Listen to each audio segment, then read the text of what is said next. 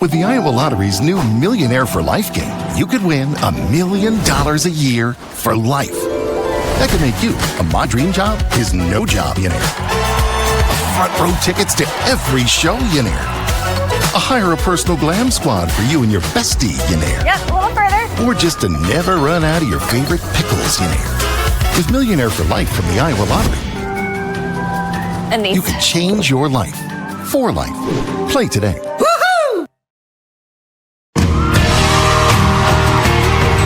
Billy Currington and Kip Moore live in concert. Saturday, June 13th, Lauritsen Amphitheater. Billy Currington, Kip Moore, and Kenny Whitmire. Tickets on sale now at Ticketmaster. A part of the Willis Summer Series. Don't miss Billy and Kip live. Jake Brend and Derek Duke break down everything you need to know throughout the Big 12. This is Bigger Than 12, presented by WealthCharter Retirement Planning and Tax. From the Channel Seed Studios, this is Bigger Than 12 on Iowa Everywhere.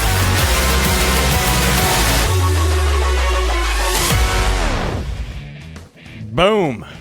It is Bigger Than 12, coming to you from the Channel Seed Studios, and it's coming to you in not the Tucson airport. I'm Jake Brend, joined by Derek Duke. You look like you have something to say, Derek, which is good, because it's a podcast. I don't know. I'm kind of caught off guard this morning. I'm not going to lie to you. The time change really kind of screwed me up. I totally forgot about that last night when I was texting you guys. Wait, that was tonight? Yeah, it was like, 2 o'clock in the morning or 1 Oh my o'clock gosh, in the morning. no. It springs forward. That explains so much. So full disclosure, Yeah. I was playing some poker last night, and we wrapped the game up around 2, I want to say, or maybe it was like 1:45, and I hadn't watched Iowa State's tribute video to Taman Lipsey yet, so I get ready for bed, I watch that, and then I do some social media work for like 5 minutes, and next thing I know it's 3:15. That explains so much. I didn't think that I was like up for that long, but okay. All right. No, I hate spring forward. The only time I'd like the fall back. The fall back one is always my favorite. I can remember being a younger guy around your age, Jake, being at the bar, and fall back was like the greatest night ever because it was just the extra hour to just slam drinks. But that feels like a lifetime ago for me now, so I don't do that anymore. Well, I like it because it's 1 hour closer to March Madness and it's 1 hour closer to the Big 12 tournament. Sometimes you got to be glass half full, Derek. Yeah, I do. I got to get better about that. But no, I'm excited. It's going to be a great week in the Big 12. I wish I could be there in Kansas City. I've been to Kansas City 100 times. I have never been for the Big 12 tournament. I think I need to change that sometime. Not this year, but. Well, you go to, every big league ballpark, you'll go to an A's game. Well, once they move to Vegas, I am definitely going to be there. First weekend the Stros play, I'm there. You'll go to Detroit. You'll go to Oakland. Well, not Oakland anymore. They play in Sacramento now. You'll go to Sacramento. You won't go to the Big 12 tournament. I know that needs to change. I love Kansas City, so that no, it's has to change. It's a tough time. It's spring break typically, and yeah, I don't travel during. It can be busy to travel, so I get it. But I know I'll see a lot of you guys down in Kansas City. Excited to meet more people, more listeners of Bigger Than 12, more Iowa Everywhere fans. We appreciate you guys, and because of you guys and because of our sponsors, we're able to do this show. And that all starts with WealthCharter Retirement Planning and Tax. We're talking about the spring forward. Well, that's a sign of tax season, which we are right in the thick of it. If you are not on your taxes right now, you better get started because tax season is a little over a month away. Tim Hawkins and his team at WealthCharter can take your call. WealthCharterRetirement.com. They can be a great resource to you going forward. We got a lot of basketball to get to today, and we're probably not going to spend a ton of time breaking down each and every game. We'll probably talk more big picture, more Big 12 tournament because last game of the season. Yeah, last game of the season, not much changed. I don't think we learned a ton about most teams. But we'll start by going out to Provo, where BYU bounces back against Tech. We'll also talk about Iowa State's bounce back. Arizona survives Colorado. Houston had a comeback. KU dominates K-State. TCU stays hot. Central Florida loses. Blah, blah, blah. Baylor beats Utah. We'll get into all that, but let's start out in Provo, where BYU uses a big comeback to take down Texas Tech. And I don't know if there's a team in the conference that needed a win like that more than BYU. Considering what they'd been going through, they'd been ice cold. Pretty much ever since they beat Iowa State, they had lost 3 in a row. None of them were really even that close of games. They got blown out at Cincinnati last time out. Looked like they were absolutely going to get blown out today. They were down 13 at one point, and they storm back and get themselves a little bit of positive momentum heading into Kansas City, and that's exactly what they needed. Yeah, I mean, just what a game. Saturday night in Provo, those are always fun games on ESPN. Tech played really well in the first half, and then BYU, you're right, just kind of comes storming back in the second half, and they actually outscored Texas Tech by 14 in the second half. And for BYU, it's something I've kind of been preaching for the last couple of weeks since the loss of Richie Saunders. It's nice to see other guys step up, because I've talked about, them needing somebody else other than DeBansta and Roberts. And don't get me wrong, both of those guys were great in this game. In fact, they combined for 48 of BYU's 82 points. But you also get Kennard Davis Jr., who dropped 16. Keita chips in with 9. So if you can get that kind of help, then I think BYU is capable of making a run, and maybe the Big 12 tournament, and who knows, maybe the NCAA tournament as well. And speaking of the NCAA tournament, this was kind of a must-win game for BYU. They came into this game, losing 4 out of their last 5, and were really pushing that line for a 10 seed, but they didn't. They got enough offense, they rebounded well, and they really dominated the paint, which I love to see for the big win. Yeah, and they're so weird because there's enough of a sample size now without Richie Saunders that they're not the same team. They absolutely miss his defense. They miss his shot making. And BYU's capable of doing this on any given night. To me, though, they seem to me more like a team, hey, if they can win their 7-10 game in the NCAA tournament and catch somebody on the right day, then yeah, they can upset a 2 seed or a 3 seed in the spot that they'll be. But I don't see the consistency yet for this team to be able to make a sustained run. And March, not that you can say that about everybody, but at the end of the day, if I'm a BYU fan, I'm taking comfort in the fact that I have A.J. DeBonsa. Who else can say that? There's nobody in the country, other than Kansas and Duke, who's obviously in a different tier, that can say, oh yeah, we've got a bona fide NBA star on our roster right now, and if he gets hot, if he does what we saw him do against Iowa State and Provo, then they absolutely can make a run. BYU is probably one of the most fascinating teams to me in the Big 12. I think you're right. Are they the most streaky team, do you think, in the Big 12? Like that, I couldn't think of anybody else besides a couple of the bubble teams we're going to mention here in a little bit. But as far as streakiness goes, you catch them on the right day, they can beat anybody. If you catch them on a bad day, they can lose by 20. Honestly, Tech is in that realm. Maybe not lose by 20, because I feel like they're gonna be competitive regardless. But they have lost. The Arizona State loss, you give them grace because they lost Toppin during the game. But we have seen BYU literally get their ass kicked a few times. Oh yeah, in the last couple weeks. Last time out, they lost by 20 at Cincinnati. Yeah, that's what I mean. It's are they the most streaky team in the Big 12? I feel like they are. Which, again, you've talked about makes them dangerous, but at the same time, it could be an easy win for somebody.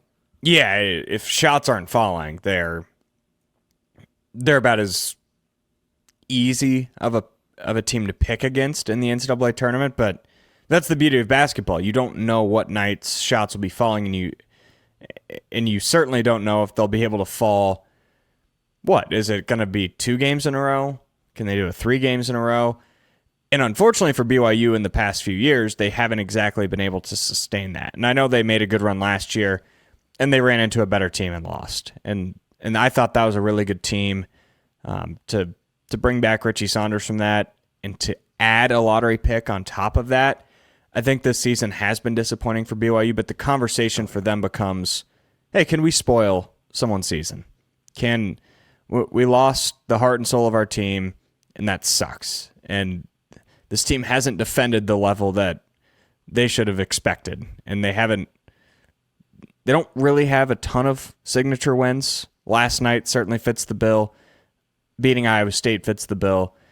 Now their entire season rests on, hey, if we're a 7 seed, can we knock off Florida? And in my eyes, if I'm BYU, that ends up being a pretty successful year still. Kind of sums up their season. You beat Tech and beat Iowa State, and then you lose by 20 against Cincy. That kind of sums up this team pretty well. But I do want to flip it over for Texas Tech. I want to make them the focus for my carbless, refreshing take of the week. I know they lost, but I'm not going to put my head down with this team because it's not easy playing in Provo in that building and walking out with the win. Jake, you know that.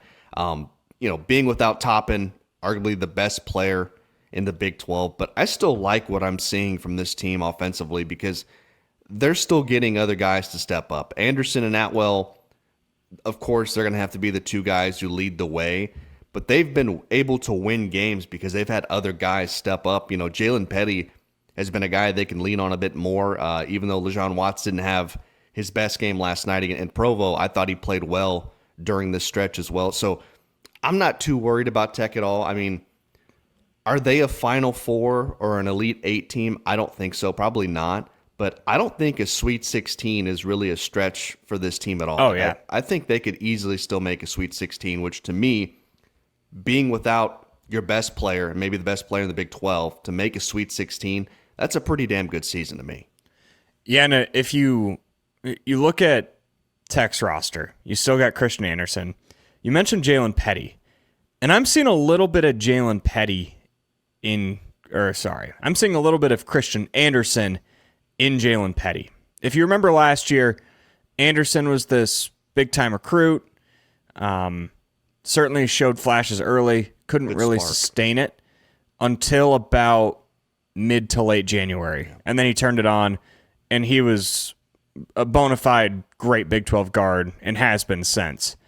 Petty, just looking at his game log, has been in the same boat where you go and look at his non-conference stat lines, a couple games with 20, a couple games with 0, a couple games with 5, only 5 points against Illinois, 5 points against Purdue, 5 points against Duke, but then he's come out in Big 12 play. He's scored double figures 4 of his last 5 games. And it's not a coincidence that those 5 games have been without JT Toppin. I think Petty is really cementing himself as a guy that Texas Tech will count on, not just this season going forward. That's still a lot, and we'll talk about that in the Iowa State conversation. It's still a lot to rely on freshmen who are coming into their own, but he's certainly a guy that they're going to be able to rely on moving forward in the future. Yeah, Tech's been able to get guys to step up, and that's why I think I like them a lot more than BYU, because BYU, it's kind of felt like you've been waiting on that, where Tech's been doing that for the last couple weeks now. And honestly, I know we're saying this after BYU beat them, so it feels unfair by me. I'm taking Grant McCaslin over Kevin Young as a coach, and I think that's fair, more than fair. Yeah, it's fair. It just feels maybe unfair to not give Young credit, and they deserve credit for winning that game. They needed that going in. They will play K-State in the Big 12 tournament as the 10 seed against the 15 seed. That will be, sorry, I got to zoom into my bracket. That'll be 6 p.m. Central on Tuesday. So Iowa State will play the winner of Baylor and Arizona State 11:30 a.m. Wednesday on ESPN. I got to think about this. So we interview the team, I want to say, around 11:30 Tuesday. So we'll be interviewing the team as the Baylor-Arizona State game is going on. Okay. This has nothing to do with the show. I'm just thinking out loud as we transition into our Iowa State talk. The Cyclones bounce back and dismantle Arizona State using a 24-0 second half run. It was all sparked by defense, by turnovers, by easy baskets going the other way. And for once, for the first time in a couple of weeks, it looked like Cyclone basketball. Yeah, you mentioned the run. I just loved what was coming from the Iowa State men's basketball X account, where it just kept saying the run and it just kept going up and up and up and up. I thought that was really cool. This was a game where Iowa State just needed to get back on track, and it got off to a bit of a rocky start, but then they woke up and turned it on in the second half. Milan was good. Jefferson was there for you, but man, watching this game, I just loved watching Taman Lipsey play. He just plays so damn hard, gives it 100% every time he steps on the floor. And in this case, obviously it was his last time that he's going to be able to play in Hilton. Emotions were high, and he was just great. It was pretty cool to see him. You look at the end of the day at the stat line, him, Milan, and Jefferson all finished with the same amount of points at 16. And also shout out to Jamarian Bateman, kind of had a bounce back game, which was good to see because you always need some offense coming off the bench. But again, this game was won in the second half. They outscored Arizona State 49-24 there in the second half. They cranked up the defense, forced 23 turnovers, got 29 off those turnovers, which is just like classic Iowa State basketball. So the other thing I thought of was, is this going to be the end of Bobby Hurley in Tempe? I thought that was pretty cool when what account was that? Was it ESPN that was doing that with the double text? On the video thing? Like the multi-box? Yes. Yeah. I think it was ESPN. Fox. Okay. Yep, it was on like the actual broadcast during the game. Yeah, I thought that was really that's right. It was FS1. I know. I forget it was on FS1. But, for me, again, this game was just really all about Iowa State getting back on track before they head down to Hilton South in Kansas City. Bobby Hurley, in this economy, just trying to break the floor at Hilton Coliseum. It was one of the funnier texts I think I've ever seen because he freaks out. He doesn't get teed up. The refs kind of walk away. And then they tee him up based off of hearing him slam the chair on the ground. Gets teed up, goes right back up. I think it's probably the end of Bobby Hurley. You could make a case that it's a really tough job. They don't have... You only have so many resources in the Big 12, as we know. And if you're going to try and be a football power like Arizona State is, you don't have all the money to spend on basketball. And you could argue that Hurley has made do with what they have this year. To get to 6 wins in the Big 12 is, I'm not going to call it impressive, but it's not nothing, especially when you consider a couple of the wins they have over Kansas, over Texas Tech.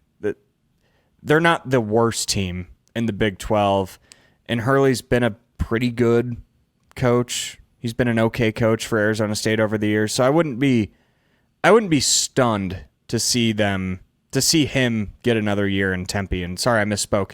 7 wins in the Big 12, which is certainly not nothing. In the SEC, that gets you a 9 seed. I just think I can't speak for Arizona State fans, but I would just say if you're in that state, you look 2 hours south down to Tucson, you're seeing all the success Arizona is having this year. That's got to put some pressure on the job of Bobby Hurley. Got to. And even if you mentioned being a football power, Arizona will beat Arizona State this year in football too. So they've been better in football and now in basketball. So I think the pressure's got to ramp up for that job at least. Well, something's got to change there. Well, I can speak from experience being down in Arizona, and I talked to a lot of fans about this. All of the Arizona fans I talked to were like, oh, man, I kind of hope they beat Kansas. I want them to keep winning. So it sounds like they're in the exact same spot that we were at with Fran McCaffrey, where it's like, all right, Fran, win a couple games. We want this guy to stick around. And part of it, it's funny, I actually met the odds of this. I was just sitting at a sports bar in Phoenix, ended up sitting next to a journalist who just happened to be there watching the game. And he's an Arizona guy, Arizona fan.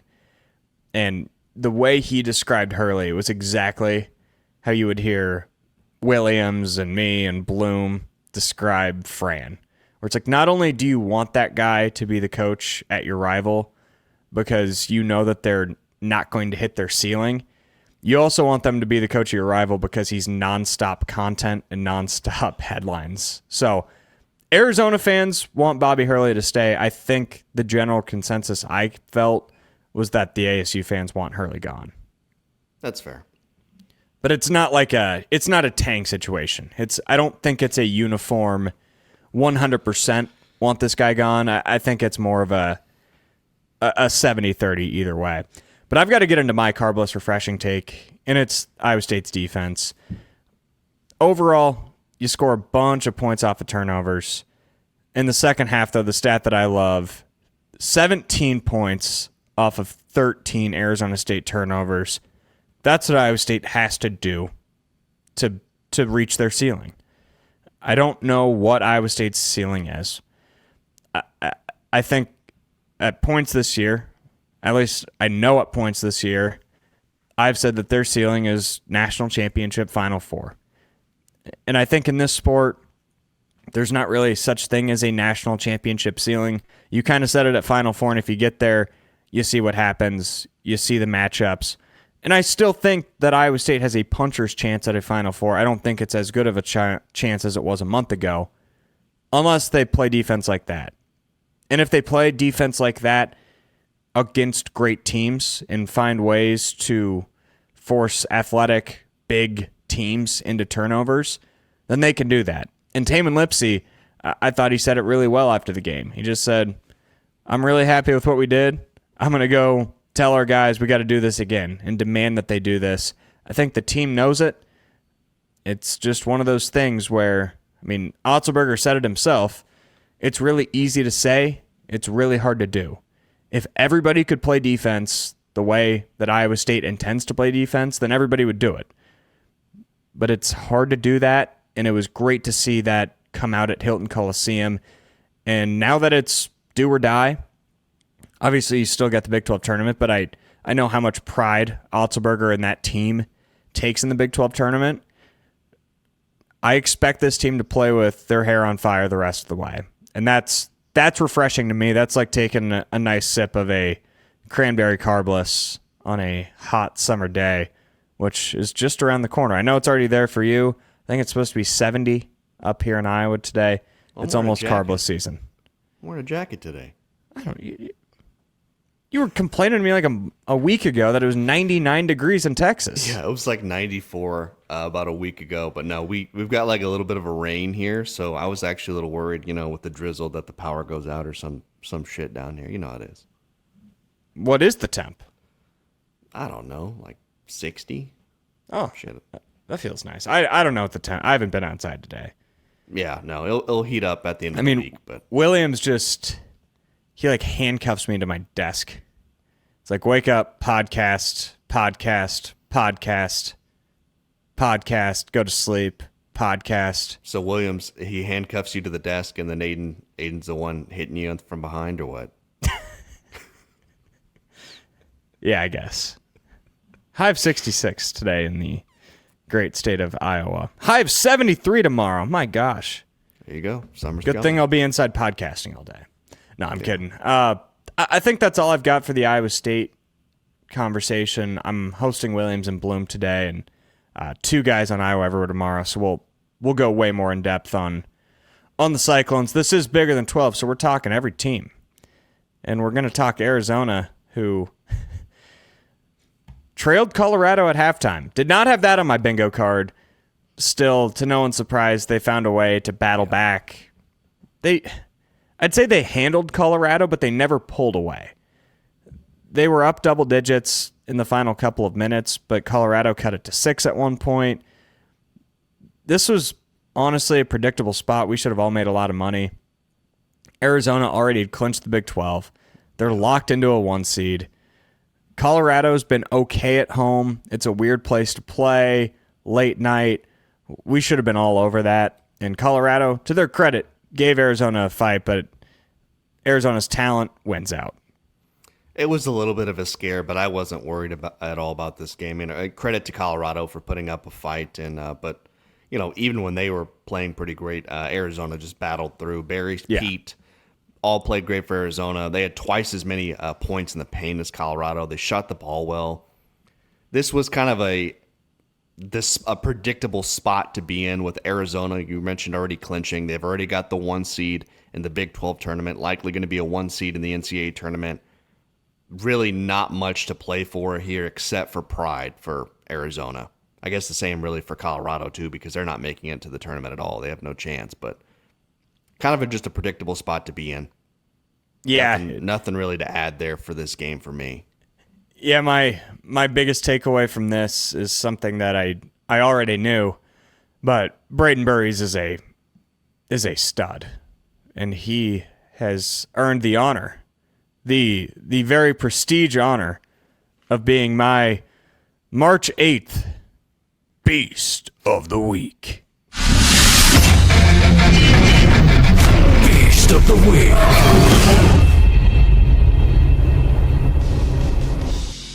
That music, Aiden. Monster the Beast Hard Seltzer. You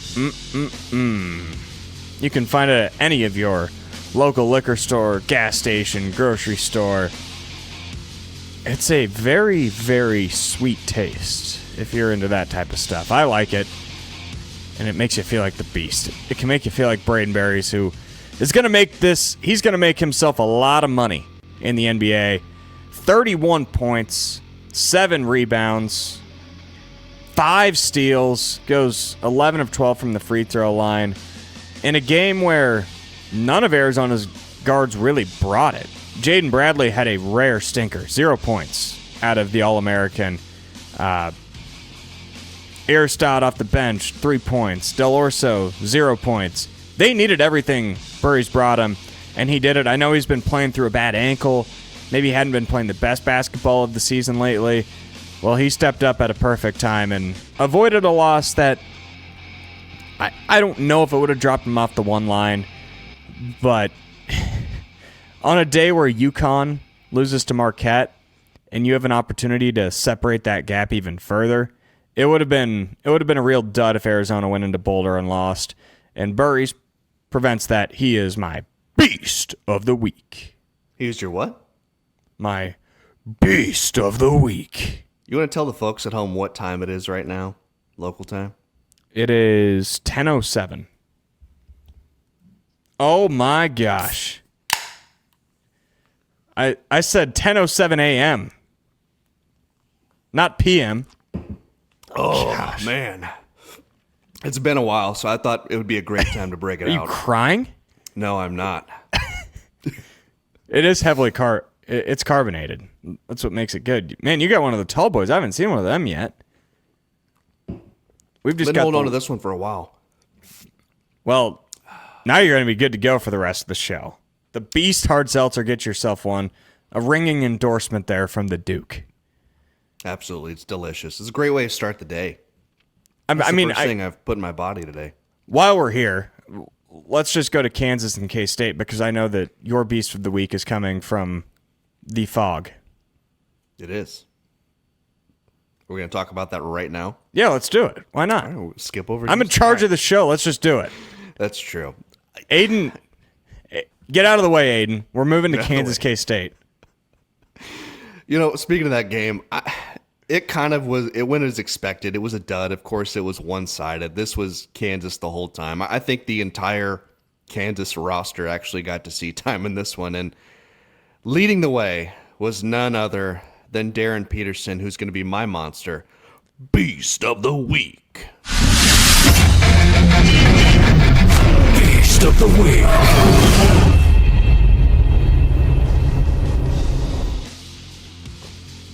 I know I've given this man a lot of shit during the season, but I've got to give him his props.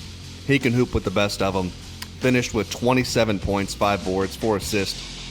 Did it all in 27 minutes because, of course, he never likes to play more than 30, but I'm kidding, of course.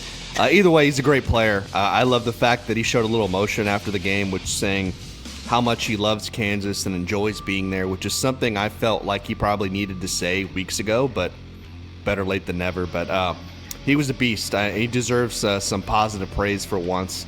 There's a reason why NBA scouts literally have a boner when they watch him play. He's going to be a lottery pick. Again, I'm not 100% sold on Darren Peterson. but I'm starting to kind of buy back in a little bit with the attitude, the way he's been playing. That's what I want to see. I just want to see some emotion from this man. And I felt like I finally kind of got to see a little bit of that on Saturday against Kansas State.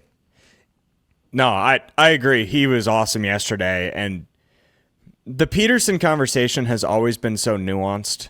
And that's, I think, smart people know that whenever we talk about the situation.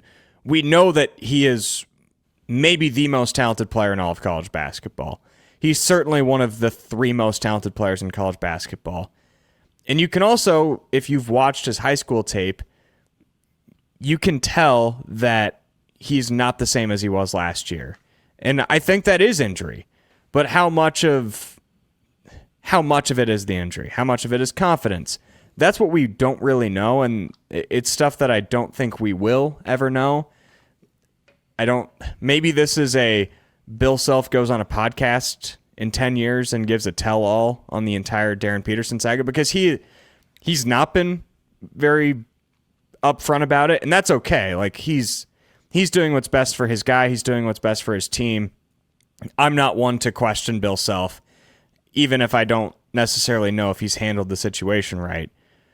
But here's the thing. If Peterson can be right, and if Peterson can be healthy going into the tournament, they are good enough to win 4 straight games, because Sky's the limit, yeah. He will be the best player on the floor no matter what. And that's what KU fans have been frustrated about, is because they know, look, guys, we've got number 22 who's going to be the best player on the floor any given game. But is he going to be on the floor? Is he even hurt? Is he sick? And I completely understand that frustration. So I'm with you. If this can be the point where he turns the corner and you can rely on him to go out there and give you 32 minutes a game and do it at a high level, then good for Kansas, because they'll be better off for it in March. Sky's the limit for this team. I really believe that. When Peterson's bought in like that, playing well, I think this is a team that is capable of winning it all. Will they? I don't know. I don't know if they're good enough. I don't know if they're going to get there, but I think they're capable of winning it all. They're one of the few teams. Well, you asked that question earlier. Who's the hardest team to trust in the Big 12, or was Streakiest. It the street? It's Kansas might be in that conversation as well. Just considering some of their losses, getting blown out at Arizona State, getting blown out at home against Cincy, being one of 2 teams to beat Arizona, doing it at Fog, blowing out Iowa State, beating Houston. Like, they're so streaky, and a lot of that has come down to Peterson also. That's fair. It probably is not fair to BYU, because they did lose. They lost one of their 3 best players in Saunders, and Kansas hasn't had that.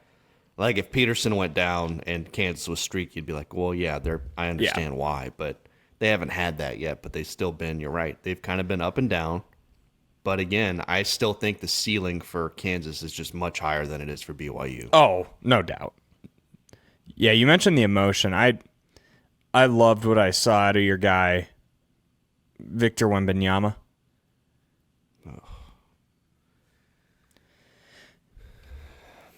You're not a Spurs fan? You know that. Why not? You live closer to San Antonio than Houston. No. That's not You don't? That's not where I grew up, no. Okay. No. That's fair. I'm a Rockets guy. Well, did you see what Wemby did this week? No, I promise I'll tie this back to college basketball. So, there's been a plague in the NBA taken over by Shai Gilgeous-Alexander, which I hate that guy. I can't stand him at all. Because he puts you to sleep when you watch him? Somewhat, yeah. But no, the biggest thing is I feel like Shai, and LeBron's not innocent either, he has started the nonchalant resistance, where the cool thing is to look like you don't care at all and look like you have no passion behind what you're doing. And I hate that because that's what Darren Peterson has done this year. Like, his quote after whatever game it was, yeah, I'm just a loner.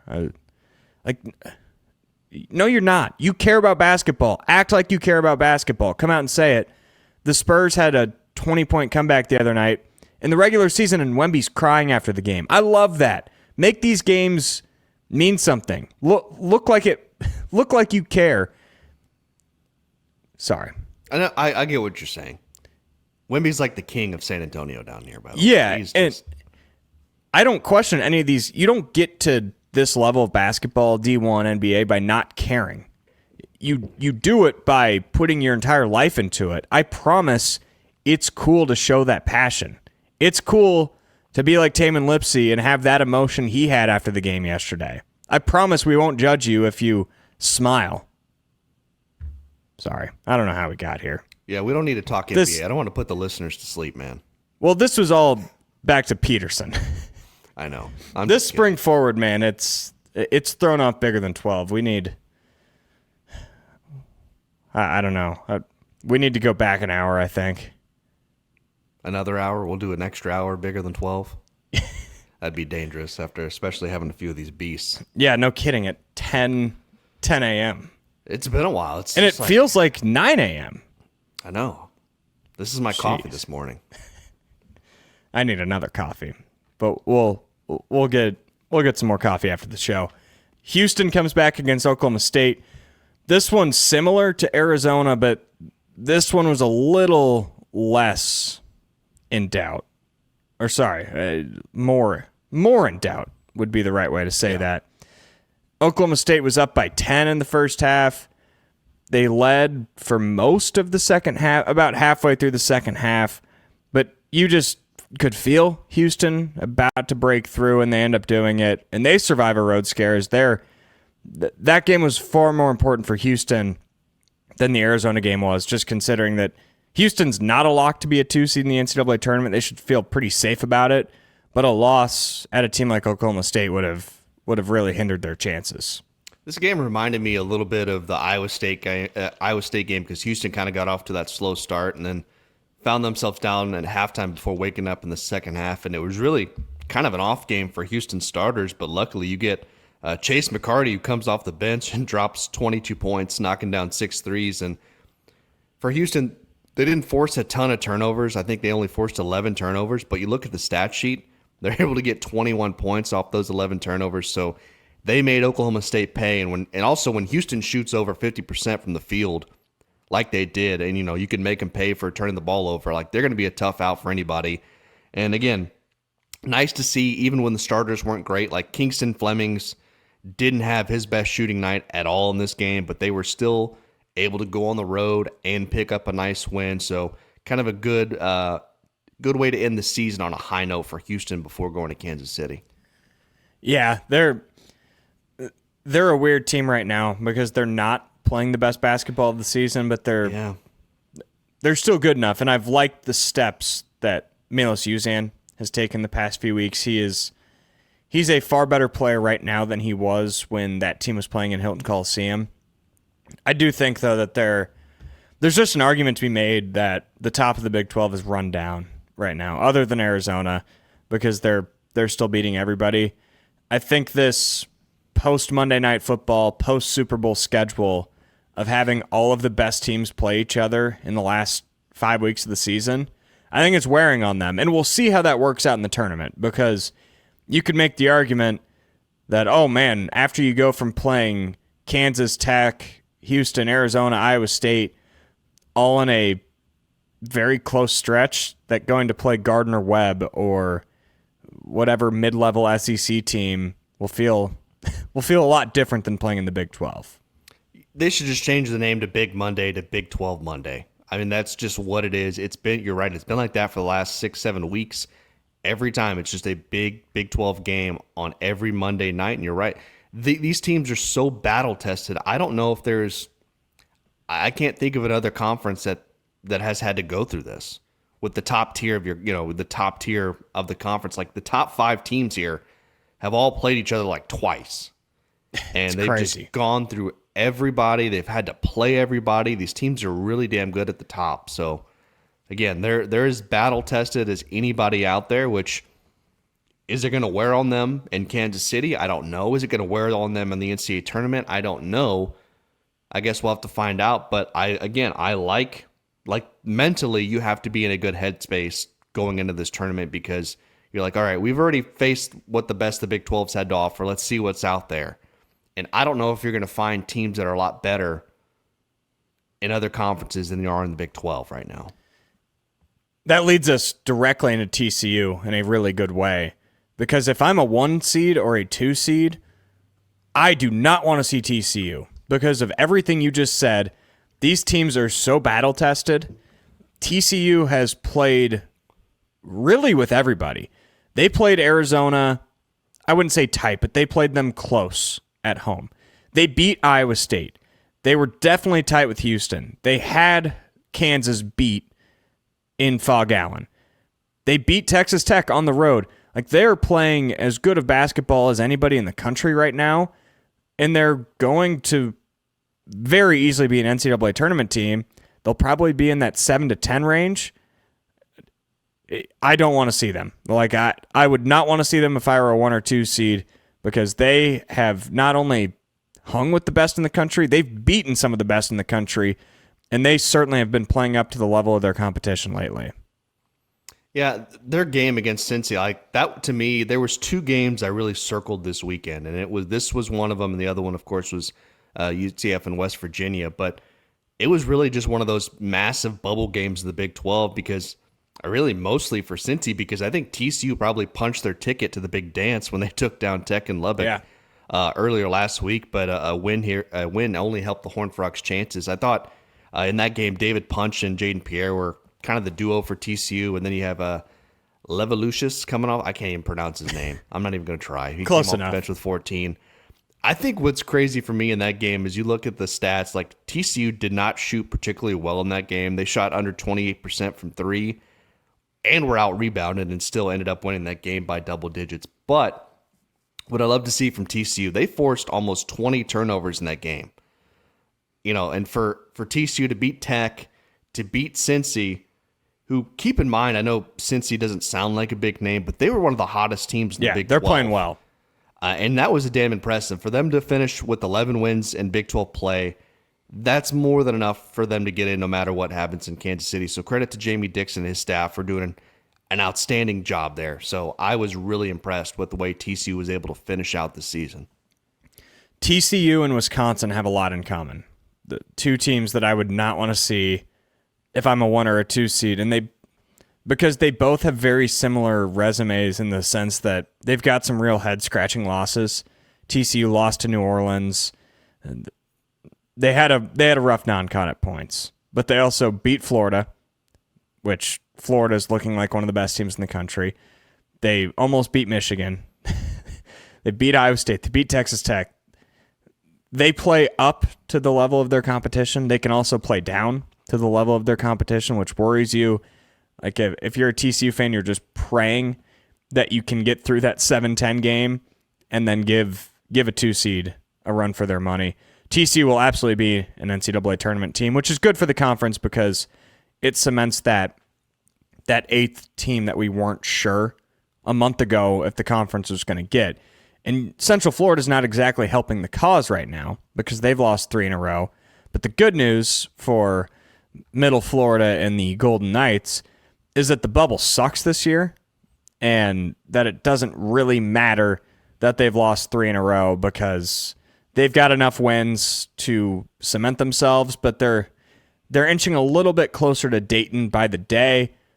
However, again, a lot of bubble teams lost yesterday, and they should be fine, but it's very concerning the level of basketball they're playing right now. Losing back-to-back home games. One against Baylor. There's no shame in that. Even though Baylor's not very good, we know how talented they are. Cameron Carr and Yesufu can fill it up. But losing at home to Oklahoma State, you kidding me? Being uncompetitive against West Virginia and Morgantown, this team is trending in the wrong direction. And if they don't figure it out in Kansas City, I don't know how you can pick this team to win a game in March. Yeah, it's just really been a weird stretch for UCF because a couple weeks ago, I thought this was a team that really could have made the tournament. I think they had a chance to. I think they were 9-6 a little over a week ago. They were like 9-6 in Big 12 play. Clearly, at that time, a tournament team. And then since then, they've kind of went down faster than my beers on a Friday night. Like they end the year with 3 Beast straight hard losses. seltzer on a Sunday morning. Exactly. My Beast hard seltzer on a Sunday morning. You're right. It's still morning. But 3 straight losses, Baylor, Oklahoma State, West Virginia. You say no shame in that. I don't know. I just feel like they're better than that. They are better. Yeah. 9-9 in conference play. Things aren't looking great. CBS, I looked this morning, had them, I think, still as one of the last 4 teams in. Joe Lunardi still has them right on the bubble. So I think much like West Virginia, who beat them on Friday night, like it's going to be make or break in Kansas City, because if they lose round 1, like if they lose their first game, like I don't know if that's going to be good enough for them to get in the tournament. I think they're going to get in. And it's just a matter of what else is around them. If somebody makes a run in another conference, like you don't know. It's just you're kind of leaving it up to chance at that point. Yeah, and there'll be a bid stealer or two, I'm sure. But I saw something that I believe the last 7 teams in Joe Lunardi's bracket are like 7. I don't know if it was in the last 4 in or first 4 out. Either way, 7 of Lunardi's bubble teams lost yesterday. So it's not just Central Florida. They've done enough resume-wise that they should be in regardless. But don't be shocked if they end up in Dayton, which would suck for them because a couple weeks ago we were looking at them as a potential 7 seed. Yeah, and again, I don't know how much I trust Joe Lunardi's bubble. That's a good point. Is he still... Sometimes I'm looking at it because I check it almost damn near daily after every Big 12 game. I always check it. I'm going to CBS. I'm going to Lunardi. And they're just so different. I'm like, doesn't Lunardi, like, is he putting just brand names in there sometimes? Because I really don't know when I'm looking at it because it's very confusing to me. That's what just it put is. a graphic here on the screen for those watching on YouTube. Yeah, all 9 lost. Missouri, Texas, SMU, Indiana, New Mexico, Auburn, Virginia Tech, Cincinnati, and Cal. 0-9. Good Lord. So, yeah, it is the softest bubble maybe imaginable. It's a soft bubble this year. Well, somebody needs to harden up and take it. Which is really frustrating if you're Wes Miller, if you're Tad Boyle, like Stephen Lutz, those guys have to be sick knowing how many games they let slip away, knowing that if you would have just gotten to 8-10 in the Big 12, if you're Oklahoma State, with the non-con they had, losing only 1 game, if they would have gotten to probably 7-11, they're probably in. So it's frustrating for those teams that in a year the bubble was so soft that they weren't able to break through. I think really for Cincinnati, it might be the most heartbreaking because you had a chance to get your 10th win in Big 12 play, finish above 500, really put yourself in a great spot. But now you're probably going to have to win, 2 or 3 games maybe to try to get in the tournament. It's like you're going to have to make a serious run in Kansas City. And I don't know if this team can do that against the opponents that they're going to have to face, but I don't know. I feel like out of all the bubble teams, it was probably the worst weekend for Cincy. Yeah. Because I thought if they would have just beat TCU on the road, that would have been a huge win for their chances. And we'll completely break down the Big 12 tournament in just a second, but their path, it's okay. It's favorable. They get Utah. Yeah. They get UCF. So if you beat UCF, that's a win over a tournament team, at least. You'd think. Maybe. Yeah, for now. Then they get Arizona if they win that. So they've got an uphill battle. And if I'm Wes Miller, I'm so frustrated. So frustrated. But it's also interesting, how does the committee value not having Jizzle James in the non-conference? How do you get penalized for one of your best players not being on the team for a couple months and then being brought back? I don't know how the committee handles it. It's a unique situation. He wasn't hurt. He was just not with the team and came back. I guess we'll see how it pans out on Selection Sunday. And Baylor beats Utah.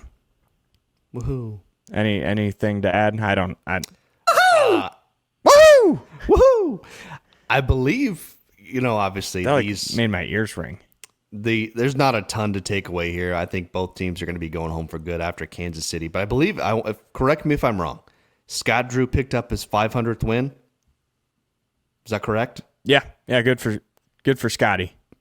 Yeah, I know they went 6-12 in conference play, never really close to being a good team or what I thought they could be. So it's kind of really just a disappointing year for Baylor. But I mean, hey, congrats on win number 500. Like that's not easy to do at this level of college basketball.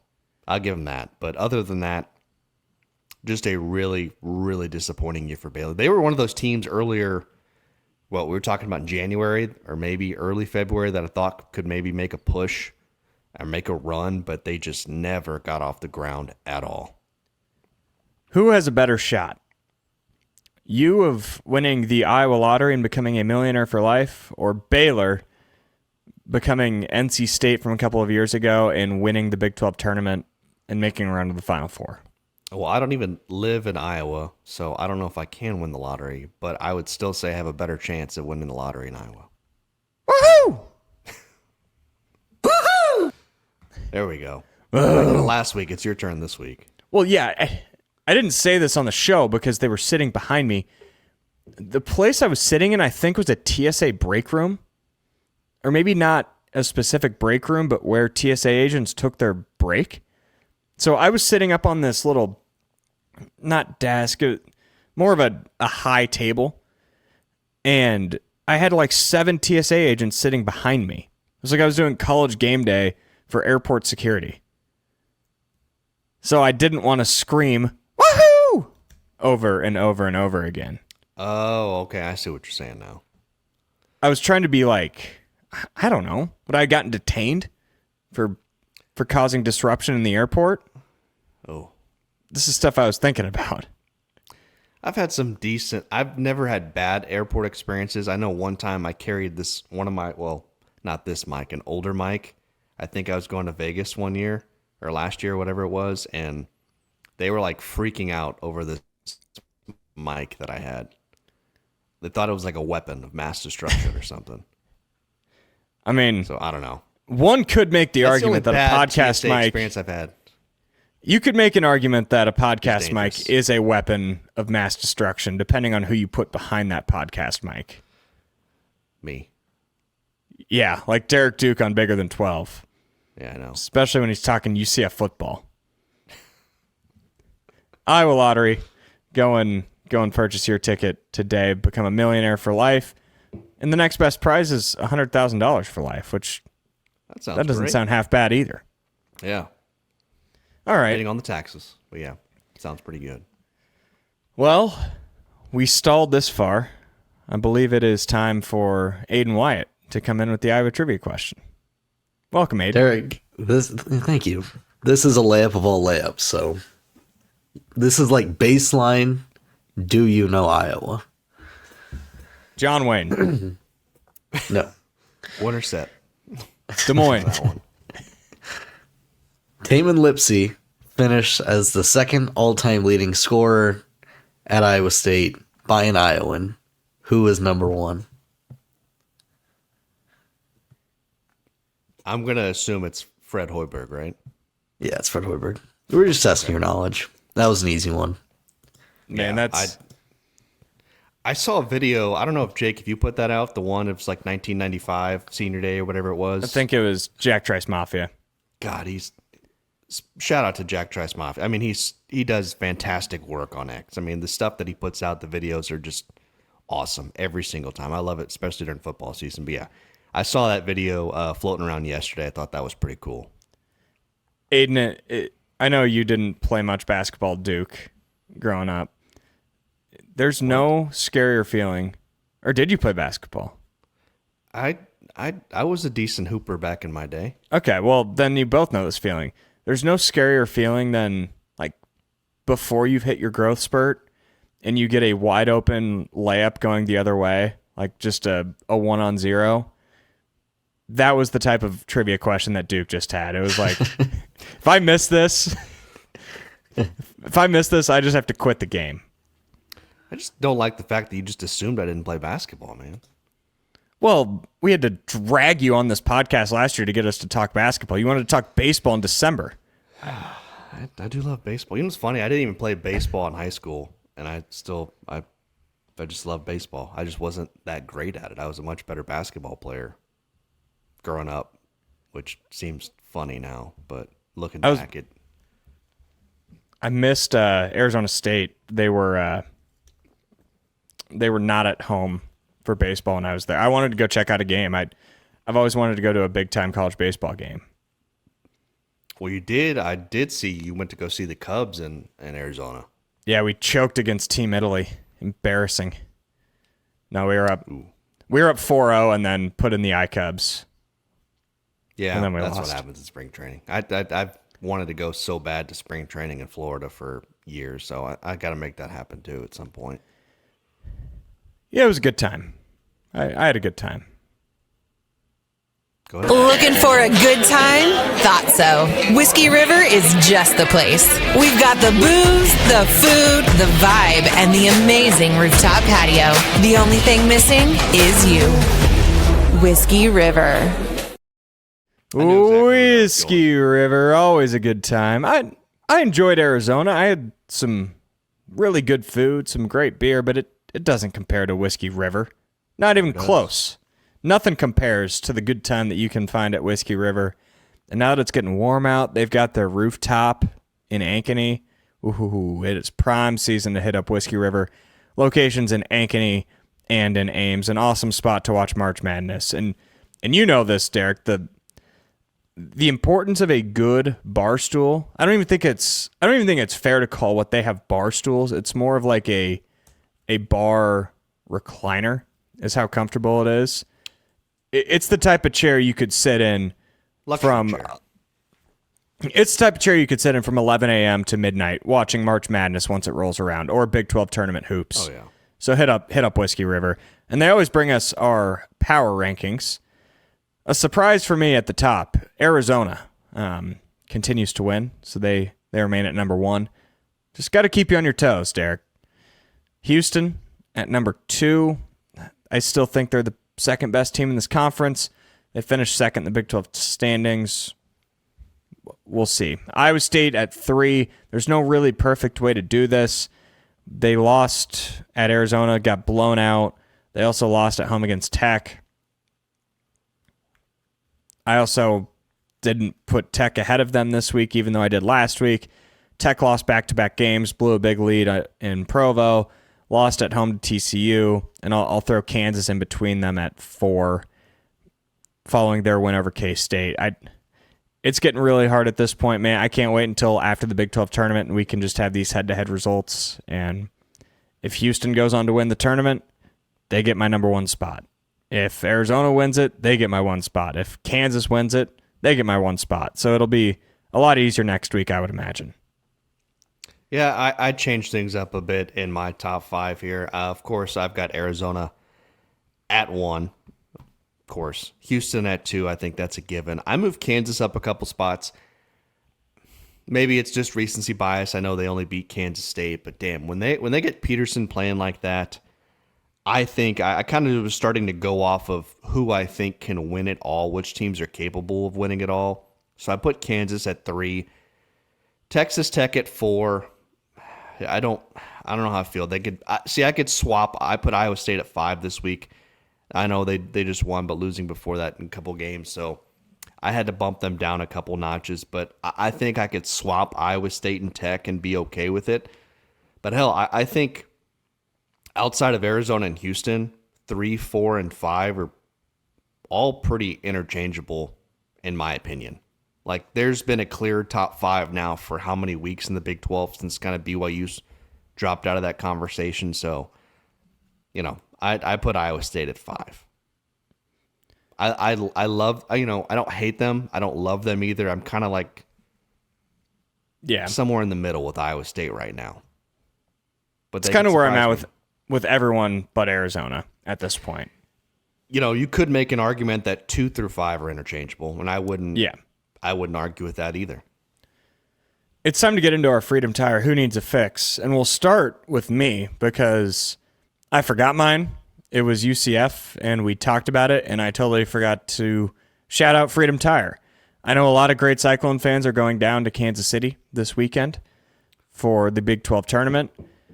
It's not that long of a drive, but it's a long enough drive that if you've got some bad tires and you have to pull over to the side of the road, it's a real inconvenience. So hit up your local Freedom Tire locations in Altoona, Ames, Des Moines, West Des Moines, and Urbandale.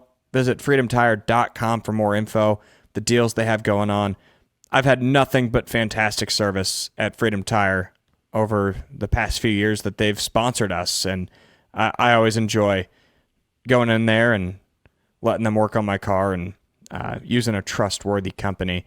So yeah, I've got two Freedom Tire who needs a fix. Me for forgetting that, and UCF, just figure it out, man. And then you've got a separate Freedom Tire who needs a fix.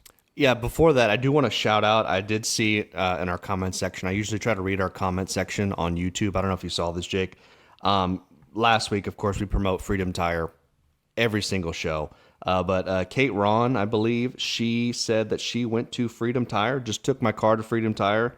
Great service while I waited. So shout out to Kate for taking her car over to Freedom Tire. My Freedom Tire who needs a fix is going to be the Big 12 court. So this has been a topic that everybody and their mother have probably had an opinion on over the last, week now since the women's tournament started earlier this week. So I'm not even going to say what you just said. Yeah, it's a private chat for a reason. I know. So I do apologize. So it is Katie, I believe. Oh, gotcha. So yes, I wanted to get that clear. So shout out to her for taking her car over to Freedom Tire. But I got to focus on the court. I wrote about this on my Big 12 Buzz for Cyclone Fanatic on Friday. Now, I will say great column, by the way. Thank you. The court did change a little bit. So they have listened to some criticism about the court because we've heard all for the last couple weeks now, they've got this LED glass court. They can change it with the touch of a button. My question is, we paid how many millions of dollars for this stupid court, right?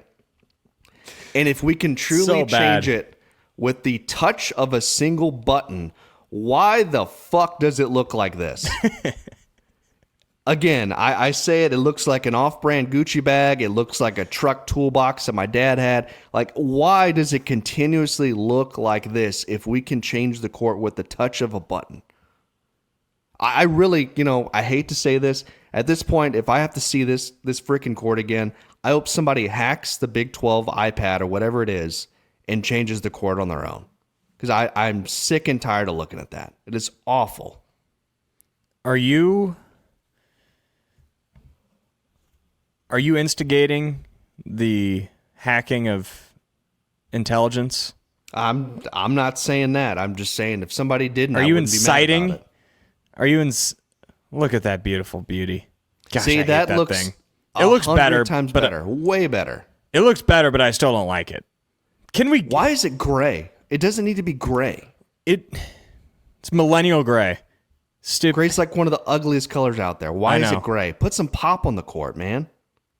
Have some life. My problem with all of this is your mark is turning something that doesn't need to be a gimmick into a gimmick. The Big 12 basketball tournament speaks for itself. It is the best conference tournament year in, year out. The ratings reflect that. The games reflect that. The teams, the coaches, the crowds reflect that. You don't need to do all of this stuff. You need to do this stuff for football. You need to find more ways to get eyes on Big 12 football. It doesn't need to happen in Big 12 basketball. And while, yes, I do think this glass court, I think in 10 years, I would imagine most NBA teams have this and maybe even some college teams. And that's all good and fine. Make it stand out. Make it look cool. I would love if this was like football and you've got two different end zones where it's Cyclones in one, Wildcats in the other, different colors. How about you make one baseline what it looks like at Hilton Coliseum, one baseline what it looks like at Allen Fieldhouse? That'd be really cool. Yeah. I think that would be really cool for a neutral site. I don't know how it would look during a game or on a broadcast, but it'd be better than that. Yeah, here's a mock-up. I think that looks great. Yeah, I think that looks really, really cool. And you have the technology to do it, by the way. You have the technology to change this to anything. It's just like they're saying like, hey, we have the ability to change the court with the touch of a button. What should we do? It's like, I'll just put the same old shit we had last year on it. Like, why? Why? Get creative with it. If we have the tools to do this, why not use them? I don't know. Chris, well, I've been around C-Dub too much, but he always tells me the worst thing about a person is if you say something and you don't do it. And that, to me, is what Yormark is doing. He's saying, oh, look, we can do this. Look at everything we can do. And we're just not going to do anything fun with it or anything creative. We're just going to do the same old ugly court that people complained about last year. It's like, hey, we have it, but we're not going to use it. We have it, though. Speaking of which, did you see that I thought was hilarious? The Windex was the sponsor of the official glass cleaner of the Big 12 tournament, and it's hard not to think about Jerome Tang. Yeah, did their new salesman, Jerome, sell that idea? I would pay money out of my own pocket to see him clean that floor there. And he is jobless right now. He's making a shit ton of money, don't get me wrong, but he's not employed right now. So well, he wasn't getting paid to mop the floor either, and that didn't stop him. That's true. He does love a clean floor. Jerome is a very good citizen. He loves to volunteer. Maybe just maybe, he'll volunteer at the Big 12 tournament as a mop boy. That'd be really heartfelt out of Mr. Tang. I saw on the Big 12, like the official announcement that Windex was doing it. Did you see that there was actually like a Windex like gray suit, like a full suit, like the onesie suits? It was gray and it had Windex on the back. I just thought, Jerome Tang, God, if we can, just get him one of those and he wears it. That would just be hilarious. I might get to work with some AI imaging after this. There you go. We'll see what we can do. All right, a quick Big 12 tournament preview. We've already talked quite a bit about it. We've got the bracket here. Arizona's your top seed. Houston 2, KU 3, Texas Tech 4. Iowa State will play the winner of Baylor and Arizona State. Central Florida will take on the winner of Utah Cincy. West Virginia will play the winner of BYU K-State. And TCU will take on the winner of Oklahoma State and Colorado.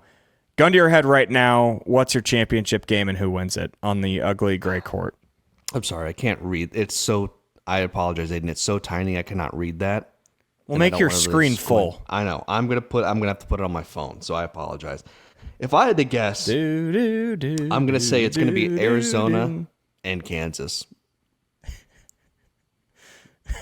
Probably an easy answer, so I'm gonna say Arizona and Kansas. I'm sorry, I cannot read that. Sorry. I don't think if anybody can read that. Well, right maybe now because you're on the screen, drunk at 10:30 in the morning. Oh God.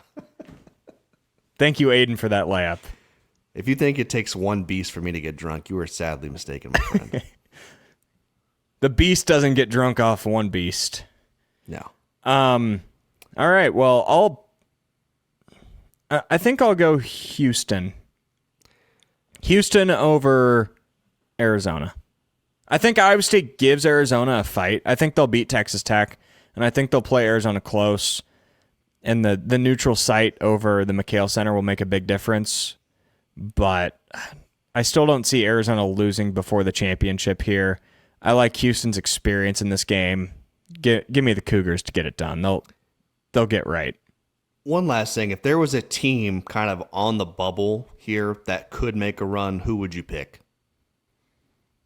I'm eyeing...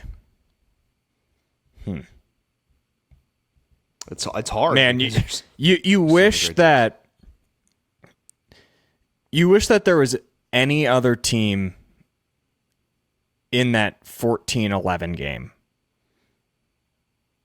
Because I think Kansas, you know what? Give me Baylor. It's hard to beat the same team 3 times in a year. I think Iowa State will beat Baylor, but it wouldn't stun me if Baylor got hot, Cameron Carr goes off, and upset Iowa State, which would be really bad, and then going to beat Texas Tech, a team that they're not that far behind skill-wise. Give me Baylor if there's any team on that left column that's going to make a run. And by run, I mean winning 3 games. Because if you're just telling me who can win 2 games, it's Cincy. I think Cincy will probably even be favored over UCF if they win that game. So they'd have to beat Arizona for them to fit into that criteria for me, which is I don't think will happen. Yeah. If they get to that Arizona game, that is a massive game for the bubble. If they're able to get to the Arizona, I was probably going to say Cincy because I think they're obviously going to be Utah. You're right. I think they're better than UCF. The problem is you run into a brick wall against Arizona. The other one I thought it's not really a bubble team. Would have been probably West Virginia or BYU. So, I mean, for BYU, they're not really a bubble team, but I think they could make a run. Maybe West Virginia, but then again, you're probably going to have to beat Kansas or Houston and Kansas in back-to-back games, which I don't know if they're capable of. So this is just it just shows how good the Big 12 is from top to bottom. Like it is hard to make a run in Kansas City. I can't wait. I'm heading down Tuesday morning, bright and early. I'll probably leave around 7 Central Time, 7:30 or so. Get down to Kansas City. I'll be there till the Cyclones lose. So hopefully I'm driving back Sunday morning. Well, I wish they were playing a little later at night, but I know they're playing like both of their potential matchups. Their first 2 games will be at 11:30 if they, assuming they can sneak past Baylor, Arizona State, or whoever walks out of that game with a win. I wish they were playing at night, but I guess during the day, if you're already off work, it doesn't matter. Yeah, I mean, you shouldn't. No one should be working this week. No one should be working the next 2 weeks. It's the best 2 weeks of the year. Conference tournament season right into March Madness. And Iowa Everywhere is going to be your place to be. Andrew Downs and I will have buckets later this week. I believe we will go Wednesday night. Let me confirm that. We'll have it on social media. 2 guys Monday morning, Murph and Andy Monday. We'll have all of our great shows right here on the Iowa Everywhere Network. For Jake, Brend, and Derek Duke, this has been Bigger Than 12 here in the Channel Seed Studios. Woohoo!